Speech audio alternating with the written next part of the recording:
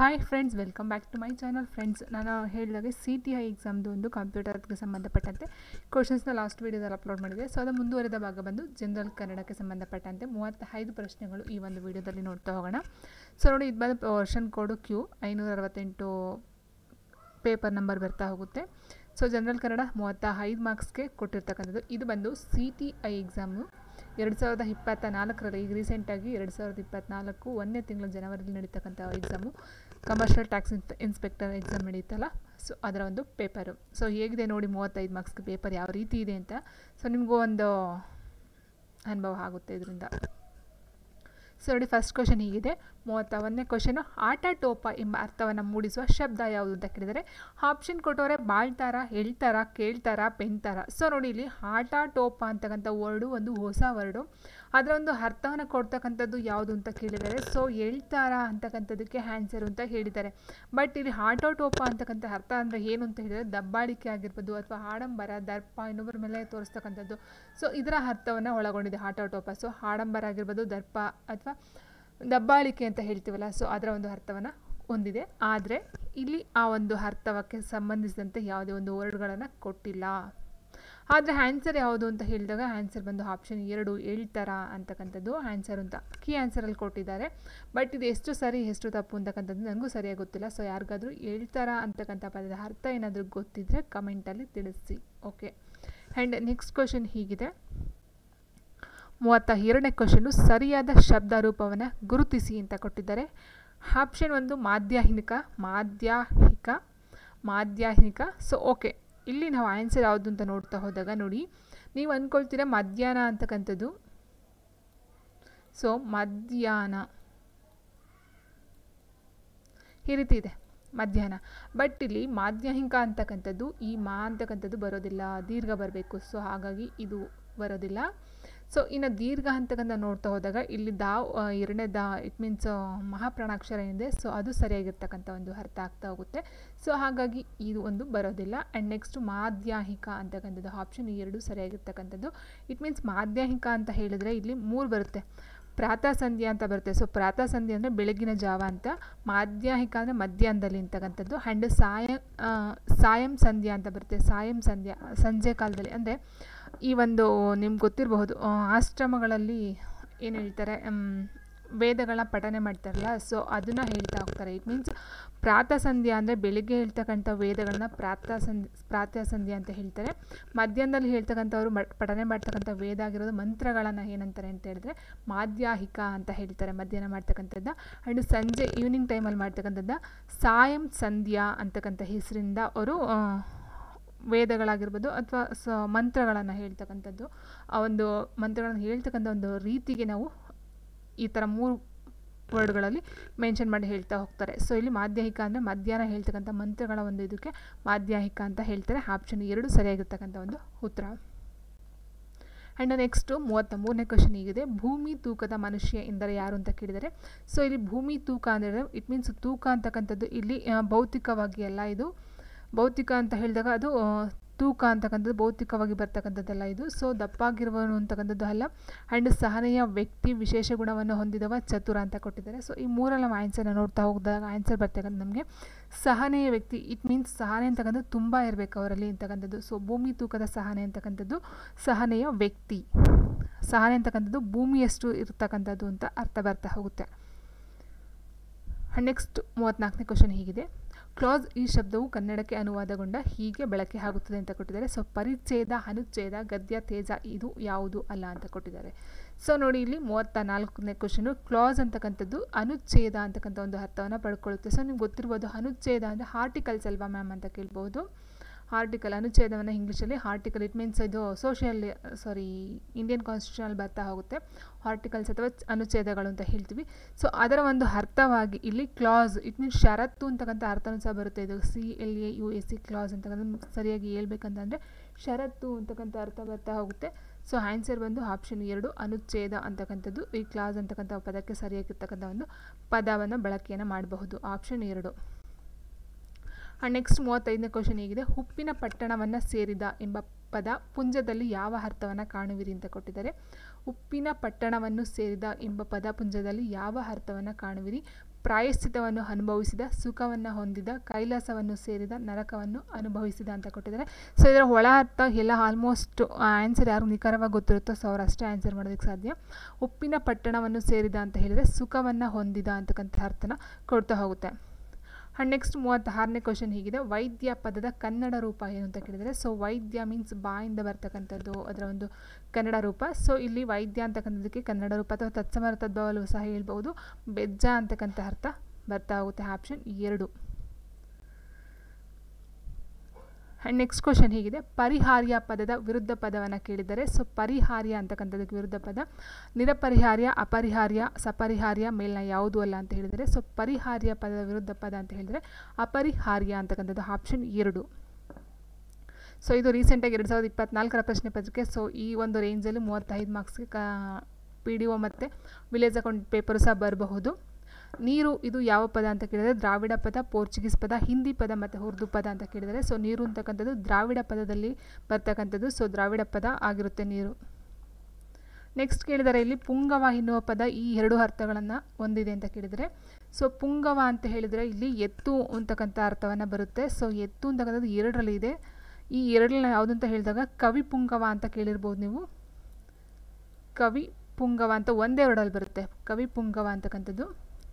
So it means ಕವಿ ಪುಂಗವ ಅಂತ ಹೇಳಿದಾಗ ಕವಿ ಅಂತಕ್ಕಂಥದ್ದು ಒಂದೇ ವರ್ಡಲ್ಲಿ 2 ಸರಿ ರಿಪೀಟ್ ಆಗಲ್ಲ. ಸೊ ಇಲ್ಲಿ ಕವಿ ಪುಂಗವ ಅಂತ ಹೇಳಿದಾಗ ಶ್ರೇಷ್ಠ ಕವಿ ಅಥವಾ ಉತ್ತಮವಾದ ಕವಿ ಅಂತ ಹೇಳ್ಬೋದು. ಸೊ ಶ್ರೇಷ್ಠ ಅಂತಕ್ಕಂಥದ್ದು ಪುಂಗವ ಅಂತಕ್ಕಂಥ ಅರ್ಥವನ್ನು ಕೊಡ್ತಾ ಹೋಗುತ್ತೆ. ಸೊ ಹಾಗಾಗಿ ಆನ್ಸರ್ ಬಂದು ಆಪ್ಷನ್ 2 ಶ್ರೇಷ್ಠ ಮತ್ತು ಎತ್ತು ಅಂತಕ್ಕಂಥ ಅರ್ಥವನ್ನು ಕೊಡುತ್ತೆ. ನೆಕ್ಸ್ಟು ಪಲ್ಲಟಗೊಂಡಿರುವಂತಹ ಈ ಕೆಳಗಿನ ಸಾಲುಗಳನ್ನು ಕ್ರಮಾನುಸಾರಿಯಾದ ಅರ್ಥದಲ್ಲಿ ಜೋಡಿಸಿ ಅಂತ ಕೊಟ್ಟಿದ್ದಾರೆ.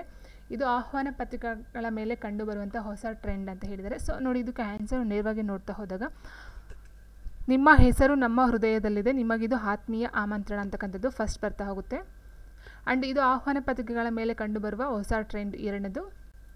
ಆ್ಯಂಡ್ ನೆಕ್ಸ್ಟು ಮೊದಲೇ ಮುದ್ರಿತವಾಗಿರುವುದರಿಂದ ಬರೆಯುವ ಕಷ್ಟ ತಪ್ಪಿತು, ಸಮಯ ಉಳಿಯಿತು ಅಂತಕ್ಕಂಥದ್ದು 3ನೇದಾಗುತ್ತೆ.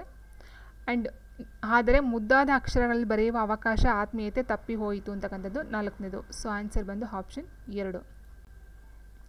ಆ್ಯಂಡ್ ನೆಕ್ಸ್ಟ್ ಕ್ವಶನ್ ಹೀಗಿದೆ. ಗಂಟು ಮೂಟೆ ಎನ್ನುವುದು ಏನು ಅಂತ ಕೇಳಿದರೆ ಗಂಟು ಮೂಟೆ ಎನ್ನುವುದು ಪ್ರಾಸಪದ, ಜೋಡಿಪದ, ನಿಷೇಧಾರ್ಥಕ, ಅನ್ವಯಾರ್ಥಕ ಅಂತ ಕೊಟ್ಟಿದ್ದಾರೆ. ಸೊ ಪ್ರಾಸಪದ ಬರೋದಿಲ್ಲ. ಪ್ರಾಸಪದ ಅಂತ ಹೇಳಿದರೆ ಲಾಸ್ಟ್ ಅಕ್ಷರ ಏನಿದೆ ಸೊ ಇದು ಸೇಮ್ ಬರಬೇಕು, ಅದನ್ನು ನಾವು ಪ್ರಾಸಪದ ಅಂತ ಹೇಳ್ತೀವಿ. ಸೊ ಹಾಗಾಗಿ ಇದು ಪ್ರಾಸಪದ ಬರೋದಿಲ್ಲ. ಆ್ಯಂಡ್ ಜೋಡಿ ಪದ ಅಂತ ಹೇಳಿದಾಗ ಹೌದು ಇದು ಜೋಡಿ ಪದ ಆಗ್ತಾ ಹೋಗುತ್ತೆ. ಆ್ಯಂಡ್ ನಿಷೇಧಾರ್ಥಕ ಅಂತ ಹೇಳಿದರೆ ಇಲ್ಲ ಅಂತಕ್ಕಂಥ ಅರ್ಥ ಬರಬೇಕು, ಇಲ್ಲಿ ಇಲ್ಲ ಅಂತಕ್ಕಂಥ ಅರ್ಥ ಏನಿಲ್ಲ. ಸೊ ಹಾಗಾಗಿ ಆನ್ಸರ್ ಆಪ್ಷನ್ 2 ಜೋಡಿ ಪದ. ಸೊ ಗಂಟು ಮೂಟೆ ಬಂದು ಜೋಡಿ ಪದ.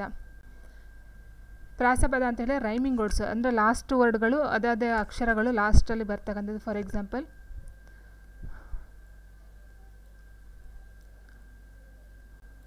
ಮರ, ಕರ. ಸೊ ಈ ಥರ ಲಾಸ್ಟಲ್ಲಿ ರಾರ ಅಂತ ಬಂದಿದೆಯಲ್ಲ, ಸೊ ಇದನ್ನು ನಾವು ಪ್ರಾಸಪದ ಅಥವಾ ರೈಮಿಂಗ್ ವರ್ಡ್ ಅಂತ ಹೇಳ್ತೀವಿ. ಸೊ ನೆಕ್ಸ್ಟ್ ಕ್ವೆಶನ್ ಹೀಗಿದೆ. ವ್ಯರ್ಥ ಎನ್ನುವುದನ್ನು ಸೂಚಿಸುವ ನುಡಿಗಟ್ಟು ಯಾವುದು ಅಂತ ಕೇಳಿದರೆ, ಸೊ ಇಲ್ಲಿ ಫಸ್ಟ್ ಗಾದೆ ಕೊಡ್ತಿದ್ರು, ಅದರ ಅರ್ಥವನ್ನು ಕೇಳ್ತಿದ್ರು. ಬಟ್ ಇಲ್ಲಿ ಅರ್ಥವನ್ನು ಕೊಟ್ಟಿದ್ದಾರೆ, ಗಾದೆ ಯಾವುದು ಅಂತ ಕೇಳ್ತಾ ಇದ್ದಾರೆ. ವ್ಯರ್ಥ ಎನ್ನುವುದನ್ನು ಸೂಚಿಸುವಂಥ ನುಡಿಗಟ್ಟು ಯಾವುದು? ನುಡಿಗಟ್ಟಲ್ಲ ಇದು. ಹೊಳೆಯಲ್ಲಿ ಹುಣಸೆಹಣ್ಣು ತೊಳೆ, ಕೈ ಕೆಸರಾಗು, ಆಕಾಶ ಭೂಮಿ ಒಂದು ಮಾಡು, ನೆಗೆದು ಬಿದ್ದು ನೆಲ್ಲಿಕಾಯಿ ಆಗು. ಸೊ ಇಲ್ಲಿ ಹೊಳೆಯಲ್ಲಿ ಹುಣಸೆಹಣ್ಣು ತೊಳೆದಂಗೆ ಅಂತ ಹೇಳ್ತಾರೆ. ಇಟ್ ಮೀನ್ಸ್ ವ್ಯರ್ಥ. ಅಷ್ಟು ಹೊಳೆ ಏನಿದೆ ಅದರಲ್ಲೆಲ್ಲ ಹುಣಸೆಹಣ್ಣು ತೊಳೆದ್ರೆ ಅಲ್ಲಿ ಹುಣಸೆ ಹುಳಿ ಅದಕ್ಕೆಲ್ಲ ಫುಲ್ ಆಗೋದಿಲ್ಲ. ಸೊ ಹಾಗಾಗಿ ನಾವು ಹುಣಸೆ ಹುಳಿನಲ್ಲಿ ಬಿಡೋದು ಸಹ ವೇಸ್ಟು ಅಂತಕ್ಕಂಥದ್ದು ವ್ಯರ್ಥ ಅಂತಕ್ಕಂಥ ಅರ್ಥ ಬರುತ್ತೆ. ಸೊ ಹಾಗಾಗಿ ಆನ್ಸರ್ ಬಂದು ಆಪ್ಷನ್ 1. ನೆಕ್ಸ್ಟು ಇದು ಸರಿಯಾದ ರೂಪ ಅಂತ ಕೊಟ್ಟಿದ್ದಾರೆ. ಪ್ರಶಸ್ತಿ ಪ್ರದಾನ, ಪ್ರಶಸ್ತಿ ಪ್ರಧಾನ, ಪ್ರಶಸ್ತಿ. ಸೊ ಇದು ಬರೋದಿಲ್ಲ. ಆ್ಯಂಡ್ ಪ್ರಶಸ್ತಿ ಪ್ರದಾನ ಅಂತ ನೋಡ್ತಾ ಹೋದಾಗ ನಮಗೆ ಇಲ್ಲಿ ದಾಗಿ ಏನಿದೆ ಮಹಾಪ್ರಾಣಾಕ್ಷರ, ಸೊ ಇದು ಬರೋದಿಲ್ಲ. ಸೊ ಅಲ್ಪ ಪ್ರಾಣಾಕ್ಷರ ಬರ್ತಕ್ಕಂಥದ್ದು. ಸೊ ಹಾಗಾಗಿ ಆನ್ಸರ್ ಬಂದು ಆಪ್ಷನ್ 1 ಸರಿಯಾಗಿರ್ತಕ್ಕಂಥ ಉತ್ತರ. ನೆಕ್ಸ್ಟು ಕೀರ್ತನೆಗಳ ಜೊತೆಗೆ ಶ್ರೇಷ್ಠ ಕಾವ್ಯಕೃತಿಗಳನ್ನು ನೀಡಿದವರು ಯಾರು ಅಂತ ಕೇಳಿದರೆ ಪುರಂದರದಾಸರು, ಕನಕದಾಸರು, ವ್ಯಾಸರಾಯರು, ಶ್ರೀಪಾದರಾಯರು. ಸೊ ನಮ್ಗೆ ಗೊತ್ತಿದೆ ಕನಕದಾಸರು ಅಂತಕ್ಕಂಥವ್ರು ಕಾವ್ಯಕೃತಿಗಳನ್ನು ರಚನೆ ಮಾಡ್ತಾರೆ. ಸೊ ನಮ್ಗೆ ಗೊತ್ತಿದೆ ಮೋಹನ ತರಂಗಿಣಿ, ನಳಚರಿತ್ರೆ, ರಾಮದಿನ ಚರಿತ್ರೆ ಈ ಥರ ಕೃತಿಗಳನ್ನು ಸಹ ರಚನೆ ಮಾಡಿರ್ತಕ್ಕಂಥವ್ರು. ಸೊ ಹಾಗಾಗಿ ಕೀರ್ತನೆಗಳ ಜೊತೆಗೆ ಕಾವ್ಯಕೃತಿಗಳನ್ನು ನೀಡಿದವರು ಕನಕದಾಸರು, ಆಪ್ಷನ್ 2. ಆ್ಯಂಡ್ ನೆಕ್ಸ್ಟ್ ಬೆಟ್ಟದ ಮೇಲೊಂದು ಮನೆಯ ಮಾಡಿ ಮೃಗಗಳಿಗಂಜಿದೊಡದಂತಯ್ಯ ಅಂತ ಕೊಟ್ಟಿದ್ದಾರೆ. ಈ ವಚನದ ಕರ್ತೃ ಯಾರು ಅಂತ ಕೇಳಿದ್ದಾರೆ. ಸೊ ನೋಡಿ ಇಲ್ಲಿ ಏನು 35 ಮಾರ್ಕ್ಸ್ ಕ್ವಶನ್ಸ್ಗೆ ಕೊಟ್ಟಿದ್ದಾರೆ. ಇಲ್ಲಿ ಕೊಟ್ಟಿರ್ತಕ್ಕಂಥದ್ದು ಅಂದರೆ ಕನ್ನಡ ಲಿಟ್ರೇಚರ್ಗೆ ಅಥವಾ ಕನ್ನಡ ಸಾಹಿತ್ಯಕ್ಕೆ ಸಂಬಂಧಪಟ್ಟಂತೆ ಇವೆರಡೇ ಕ್ವಶನ್ನ ಕೊಟ್ಟಿರೋದು, ಮಿಕ್ಕಿದ್ದೆಲ್ಲ ಗ್ರಾಮರ್ಗೆ ಸಂಬಂಧಪಟ್ಟಂತೆ ಕೊಟ್ಟಿದ್ದಾರೆ. ಸೊ ಬೆಟ್ಟದ ಮೇಲೊಂದು ಮನೆಯ ಮಾಡಿ ಮೃಗಗಳಿಗಂಜಿದೊಡಂತಯ್ಯ ಅಂತ ಹೇಳಿರ್ತಕ್ಕಂಥ ವಚನದ ಸಾಲು ಯಾರ್ದು ಅಂತ ಹೇಳಿದರೆ ಅಕ್ಕ ಮಹಾದೇವಿಯವರ ಒಂದು ವಚನಗಳಲ್ಲಿ ಬರ್ತಕ್ಕಂಥದ್ದು ಆಪ್ಷನ್ 1. ಆ್ಯಂಡ್ ನೆಕ್ಸ್ಟ್ ನೀರೊಳಗಿರ್ದು ಬೆಮರ್ತ ನುರುಗ ಪತಾಕಂ ಇಲ್ಲಿ ಬರುವ ಅಲಂಕಾರ ಯಾರ್ದು ಅಂತ ಕೇಳಿದರೆ ಸೊ ದುರ್ಯೋಧನ ಇದರಲ್ಲಿ ಬರ್ತಕ್ಕಂಥದ್ದು ಇದು ಬಂದು ಉತ್ಪ್ರೇಕ್ಷ ಅಲಂಕಾರ. ಸೊ ಶಬ್ದಾಲಂಕಾರ, ರೂಪಕಲಂಕಾರ, ಉಪಮಾಲಂಕಾರ ಮತ್ತು ಉತ್ಪ್ರೇಕ್ಷ ಅಲಂಕಾರ ಅಂತ ಕೊಟ್ಟಿದ್ದಾರೆ. ಸೊ ಶಬ್ದಾಲಂಕಾರ ಅಂತಕ್ಕಂಥದ್ದು ಬರೋದಿಲ್ಲ.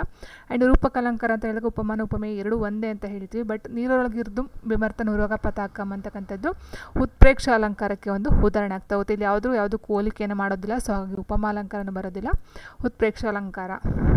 ನೆಕ್ಸ್ಟು ತಿಂದಿತು ಪದವನ್ನು ಬಿಡಿಸಿ ಬರೆಯಿರಿ ಅಂತ ಕೊಟ್ಟಿದ್ದಾರೆ. ತಿನ್ನು ಪ್ಲಸ್ ಅಂದು ಪ್ಲಸ್ ಇತ್ತು. ಸೊ ಇದು ಬರಲ್ಲ. ತಿಂದಿತು, ತಿನ್ನು ಪ್ಲಸ್ ಇತ್ತು ಅಂತಕ್ಕಂಥದ್ದು ತಿಂದು ಪ್ಲಸ್ ಇತ್ತು.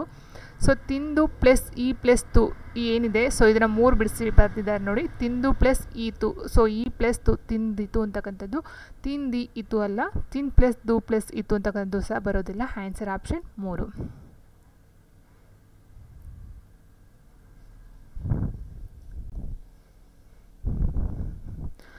ಆ್ಯಂಡ್ ನೆಕ್ಸ್ಟು ಇಲ್ಲಿ ಇನ್ನೂ ಒಂದು ಕನ್ಫ್ಯೂಷನ್ ಏನಂತ ಹೇಳಿದ್ರೆ ತಿನ್ ಪ್ಲಸ್ ಅಂದು ಪ್ಲಸ್ ಇತ್ತು ಅಂತಕ್ಕಂಥದ್ದು ಬರೋದಿಲ್ಲ. ಆ್ಯಂಡ್ ತಿಂದು ಪ್ಲಸ್ ಈ ಪ್ಲಸ್ ತು ನೋಡಿ ತಿಂದಿತ್ತು, ತಿಂದ್ ಪ್ಲಸ್ ಇತ್ತು, ತಿನ್ ಪ್ಲಸ್ ಇತ್ತು ತಿಂದಿತ್ತು.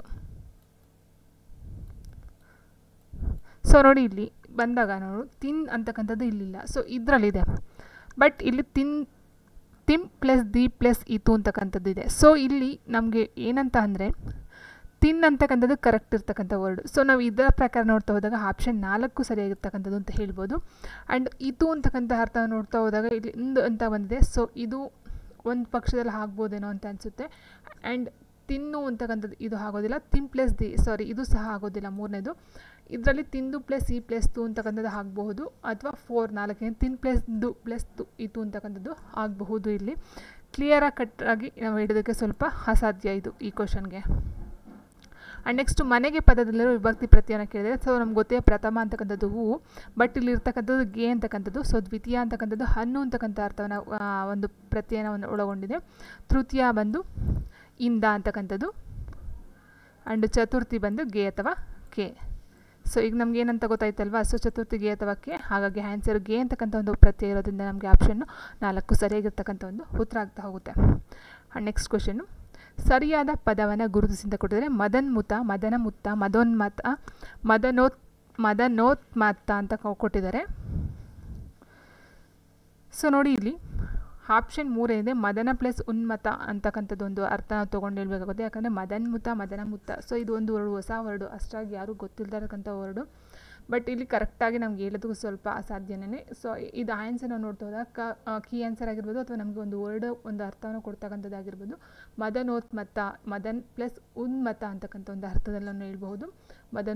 ಮದನೋತ್ಮತ ಅಂತಕ್ಕಂಥದ್ದು ಆನ್ಸರು. ನೆಕ್ಸ್ಟು ಕಾಡು ಮೇಡು ಮಾಟ ಮಂತ್ರ. ಸೊ ನಮ್ಗೆ ಗೊತ್ತಿದೆ ಇದು ಕಾಡು ಮೇಡು ಮಾಟ ಮಂತ್ರ ಅಂತಕ್ಕಂಥದ್ದು ಸರಿಯಾಗಿರ್ತಕ್ಕಂಥ ಒಂದು ಆನ್ಸರ್ ಆಗ್ತಾ ಹೋಗುತ್ತೆ. ಜೋಡಿ ಪದ ಅಂತ ಸಹ ನಾವು ಹೇಳ್ತಾ ಹೋಗ್ಬೋದು. ಆ್ಯಂಡ್ ನೆಕ್ಸ್ಟ್ ಪಕ್ಷಪಾತ ಪದದ ವಿರುದ್ಧಾರ್ಥಕ ಪದವನ್ನು ಕೇಳಿದರೆ ಪಕ್ಷಪಾತ ಅಂತಕ್ಕಂಥದ್ದಕ್ಕೆ ಒಂದು ವಿರುದ್ಧ ಪದ ಅಂತ ನೋಡ್ತಾ ಹೋದಾಗ ಸೊ ಅಪಕ್ಷಪಾತ, ಪಕ್ಷಪಾತೇತರ ಸೊ ಬರೋದಿಲ್ಲ. ಆ್ಯಂಡ್ ನಿಷ್ಪಕ್ಷಪಾತ ಹೇಸ್ ಆನ್ಸರ್ 3. ಆ್ಯಂಡ್ ನೆಕ್ಸ್ಟು ಲೇಸಾಯಿತು ಪದದ ಅರ್ಥ ಕೇಳಿದರೆ ಲೇಸಾಯಿತು ಅಂದರೆ ಒಳ್ಳೆಯದಾಯಿತು, ಒಳಿತಾಯಿತು ಅಂತಕ್ಕಂಥ ಅರ್ಥ ಬರುತ್ತೆ. ಸೊ ಲೇಸಾಯಿತು ಮೀನ್ಸ್ ಒಳ್ಳೆಯದಾಯಿತು ಅಥವಾ ಒಳಿತಾಯಿತು. ಕೆಳಗಿನಲ್ಲಿ ಸ್ವೀಕರಣ ಪದವನ್ನು ಯಾವುದು ಅಂತ ಹೇಳಿದರೆ ಸ್ವೀಕರಣ ಅಂತ ಹೇಳಿದರೆ ಬೇರೆ ಭಾಷೆಯಿಂದ ಬಂದಂಥ ಪದವನ್ನು ಅದೇ ರೀತಿ ನಾವು ಕನ್ನಡ ಪದಕ್ಕೆ ಬೆಳೆಸ್ಕೊಳ್ತಕ್ಕಂಥದ್ದು. ಸೊ ಹಡವಿ, ನೆಲ, ಹೊಲ, ಬಸ್ಸು. ಬಸ್ ಅಂತಕ್ಕಂಥದ್ದು ಇಂಗ್ಲೀಷ್ ಪದ ನಮ್ಗೆ ಗೊತ್ತಿದೆ. BUS ಬಸ್ ಅಂತ ಇಂಗ್ಲೀಷಲ್ಲಿ ಹೇಳ್ತೀವಿ. ಸೊ ಈ ಬಸ್ ಪದನ ಬಸ್ಸು ಅಂತಕ್ಕಂಥ ಇದರಲ್ಲಿ ಕನ್ನಡ ಪದವಾಗಿ ನಾವು ಸ್ವೀಕರಣವನ್ನು ಮಾಡ್ಕೊಂಡಿದ್ದೀವಿ. ಸೊ ಹಾಗಾಗಿ ಆನ್ಸರ್ ಬಂದು ಆಪ್ಷನ್ 4 ಇದು ಬಂದು ಸ್ವೀಕರಣ ಪದ ಆಗ್ತಾ ಹೋಗುತ್ತೆ. ಆ್ಯಂಡ್ ನೆಕ್ಸ್ಟ್ ಕ್ವಶನ್ ಹೀಗಿದೆ. 3 ಅನ್ಯ ಭಾಷಾ ಪದವನ್ನು ಕೊಟ್ಟಿದ್ದಾರೆ, 1 ಕನ್ನಡ ಪದವನ್ನು ಕೊಟ್ಟಿದ್ದಾರೆ. ಕನ್ನಡ ಪದ ಯಾವುದು ಅಂತ ನಾವಿಲ್ಲಿ ನೋಡಬೇಕಾಗುತ್ತೆ. ಸೊ ನೋಡಿ ಭೂಮಿ, ನೆಲ, ಕ್ಷಿತಿಜ, ಧರಿತ್ರಿ. ಸೊ ಕ್ಷಿತಿಜ ಧರಿತ್ರಿ ಬರಲ್ಲ. ಯಾಕೆ ಅಂತ ಹೇಳಿದರೆ ಇಲ್ಲಿ ನಾವು ಹೇಳಿದಾಗೆ ಸಜಾತಿ ವಿಜಾತಿ ಸಂಯುಕ್ತಾಕ್ಷರ ಬರುತ್ತಲ್ಲ. ಸೊ ಇಲ್ಲಿ ವಿಜಾತಿ ಸಂಯುಕ್ತಾಕ್ಷರ ಬಂದೇ ಇವೆರಡು ಬರೋದಿಲ್ಲ. ಆ್ಯಂಡ್ ಭೂಮಿ, ನೆಲ ಇದರಲ್ಲಿ ನೋಡ್ತಾ ಹೋದಾಗ ನಮಗೆ ನೆಲ ಅಂತಕ್ಕಂಥದ್ದು ಒಂದು ಕನ್ನಡ ವರ್ಡ್ ಆಗ್ತಾ ಹೋಗುತ್ತೆ. ನೆಕ್ಸ್ಟ್ ಗೋವು, ಪಶು, ಆಕಳು, ಹಸು ಅಂತ ಕೊಟ್ಟಿದ್ದಾರೆ. ಸೊ ಎಲ್ಲ ಆಲ್ಮೋಸ್ಟ್ 4 ಸಹ ಒಂದೇ ಅರ್ಥವನ್ನು ಕೊಡುತ್ತೆ. ಆದರೆ ಕನ್ನಡ ವರ್ಡ್ ಯಾವುದು ಅಂತ ನೋಡಿದಾಗ ನಮಗೆ ಆನ್ಸರ್ ಆಕಳು ಅಂತಕ್ಕಂಥದ್ದು ಕನ್ನಡ ಪದ. ನೆಕ್ಸ್ಟು ಹೊಟ್ಟೆಯಲ್ಲಿ ಹಾಕಿಕೊಳ್ಳು, ಇದರ ಒಂದು ಅರ್ಥವನ್ನು ಹೇಳಿ ಅಂತ ಹೇಳಿದರೆ ವಿಚಾರ ಮಾಡು, ಮೋಸ ಮಾಡು, ಊಟ ಮಾಡು, ಕ್ಷಮಿಸು ಅಂತ ಹೇಳಿದರೆ. ಸೊ ಹೊಟ್ಟೆಯಲ್ಲಿ ಹಾಕಿಕೊಳ್ಳು ಅಂತಕ್ಕಂಥದ್ದು ವಿಚಾರ ಮಾಡು, ಮೋಸ ಮಾಡು, ಊಟ ಮಾಡು. ಸೊ ಇದರ ಅರ್ಥಗಳು ಬರೋದಿಲ್ಲ. ಹೊಟ್ಟೆಯಲ್ಲಿ ಹಾಕಿಕೊಳ್ಳು ಅಂತಕ್ಕಂಥದ್ದು ಕ್ಷಮಿಸೋದು ಅಥವಾ ಅವ್ರು ಮಾಡ್ತಕ್ಕಂಥ ತಪ್ಪನ್ನು ಹೊಟ್ಟೆಗೆ ಹಾಕೊಳ್ಳೋದು ಅಂತಕ್ಕಂಥದ್ದು ಅರ್ಥದಲ್ಲೂ ಸಹ ಬರ್ತಾ ಹೋಗುತ್ತೆ. ಆನ್ಸರ್ ಬಂದು ಕ್ಷಮಿಸೋದು ಅಂತಕ್ಕಂಥದ್ದು. ನೆಕ್ಸ್ಟು ಕಾಲಿಗೆ ಬುದ್ಧಿ ಹೇಳು ಅಂತ ಕೊಟ್ಟಿದ್ದಾರೆ. ಕಾಲಿಗೆ ಬುದ್ಧಿ ಹೇಳು ಅಂತ ಹೇಳಿದರೆ ಕಾಲಿಗೆ ಬುದ್ಧಿ ಹೇಳೋದಕ್ಕೆ ಕೇಳೋದಕ್ಕೆ ಅದಕ್ಕೇನು ಕಿವಿನೂ ಇಲ್ಲ, ಇದು ಇಲ್ಲ. ಬಟ್ ಇಲ್ಲಿ ಕಾಲಿಗೆ ಬುದ್ಧಿ ಹೇಳು ಅಂತಕ್ಕಂಥ ಅರ್ಥವನ್ನು ನೋಡ್ತಾ ಹೋದಾಗ ಅಡ್ಡಿ ಮಾಡು, ಹೆದರಿ ಓಡಿ ಹೋಗು, ಶರಣಾಗು, ವಿಚಾರ ಮಾಡುತ್ತಾ ನಡೆ ಅಂತ ಹೇಳಿದ್ದಾರೆ. ಸೊ ಕಾಲಿಗೆ ಬುದ್ಧಿ ಹೇಳು, ಹೆದರಿ ಓಡಿ ಹೋಗು ಅಂತಕ್ಕಂಥದ್ದು ಅಂದರೆ ಅಲ್ಲಿಂದ ಪಲಾಯನ ಮಾಡ್ತಕ್ಕಂಥದ್ದು, ಹೆದರಿ ಓಡಿ ಹೋಗ್ತಕ್ಕಂಥದ್ದು ಕಾಲಿಗೆ ಬುದ್ಧಿ ಹೇಳು, ಅಲ್ಲಿಂದ ಕಾಲು ಕೀಳು ಅಂತಕ್ಕಂಥ ಅರ್ಥನೂ ಸಹ ಬರುತ್ತೆ. ನೆಕ್ಸ್ಟು ಧರಣಿ ಪದದ ಸಮಾನಾರ್ಥಕ ಪದ ಯಾವುದು ಅಂತ ಕೇಳಿದರೆ ಧರಣಿ ಪದದ ಸಮಾನಾರ್ಥಕ ಪದ. ಸೊ ನಮ್ಗೆ ಗೊತ್ತಿದೆ ಧರಣಿ ಮೀನ್ಸ್ ಸೊ ಧರಣಿ ಅಂತ ಹೇಳಿದ್ರೆ ಭೂಮಿ, ಪೃಥ್ವಿ, ಇಳೆ ಅಂತ ನಮಗೆಲ್ಲ ಗೊತ್ತಿದೆ. ಸೊ ಹಾಗಾಗಿ ಆನ್ಸರ್ ಭೂಮಿ ಅಂತಕ್ಕಂಥ ಅರ್ಥ ಬರುತ್ತೆ. ಸೊ ಭೂಮಿ, ಇಳೆ, ಪೃಥ್ವಿ, ಧರೆ, ಹಾಗಾಗಿ ಸಮಾನಾರ್ಥಕ ಪದ ಬಂದು ಇಳೆ ಅಂತಕ್ಕಂಥದ್ದು. ಇನ್ನು ಅಡವಿ, ಅರಣ್ಯ, ಕಾನನ ಎಲ್ಲ ಬಂದು ಕಾಡಿಗೆ ಸಂಬಂಧಪಟ್ಟಂಥ ಸಮಾನಾರ್ಥಕ ಪದಗಳು. ನೆಕ್ಸ್ಟ್ ಕ್ವಶನ್ ಹೀಗಿದೆ, ಕಾಲಿರುವ ಜಾಗಕ್ಕೆ ಸರಿಯಾದ ಉತ್ತರವನ್ನು ಸೂಚಿಸಿ ಅಂತ ಕೊಟ್ಟಿದ್ದಾರೆ. ಧಾರಾ ಪದದ ತದ್ಭವ ರೂಪ ಏನು ಅಂತ ಕೇಳಿದರೆ ಧಾರಾ ಪದದ ತದ್ಭವ ರೂಪ ನೋಡಿ, ಧಾರೆ, ಧಾರೆ, ದಾರ, ಧರೆ ಅಂತ ಕೊಟ್ಟಿದ್ದಾರೆ. ಸೊ ಧಾರಾ ಪದದ ತದ್ಭವ ರೂಪ ಧಾರೆ, ಆಪ್ಷನ್ 1 ಏನಿದೆ ಧಾರೆ ಅಂತಕ್ಕಂಥದ್ದು ಸರಿಯಾಗಿರ್ತಕ್ಕಂಥ ಒಂದು ರೂಪ ಆಗ್ತಾ ಹೋಗುತ್ತೆ. ಆ್ಯಂಡ್ ನೆಕ್ಸ್ಟ್ ಕರುಣೆ ಪದದ ತತ್ಸಮ ರೂಪವನ್ನು ಕೇಳಿದರೆ ಕರುಣೆ, ಕರುಣ, ಕರುಣ, ಕನಿಕರ, ಕರಣ ಅಂತ ಕೊಟ್ಟಿದ್ದಾರೆ.